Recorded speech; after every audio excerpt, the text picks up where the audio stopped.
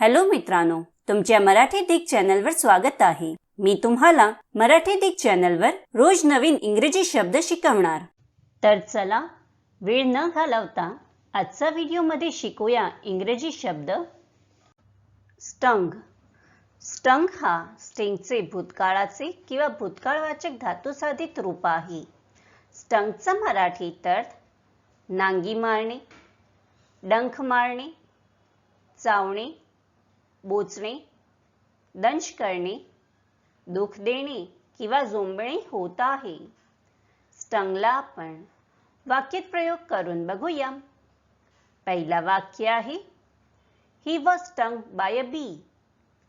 दुसरा वाक्य आहे His ears and fingers stung with cold. तिसरा वाक्य आहे His words certainly stung. चौथा वाक्य आहे Her harsh words stung him into action. Friends, व्हिडिओला लाईक, शेअर आणि कमेंट करायला विसरू नका आणि चॅनलला सबस्क्राईब करा। Thank you.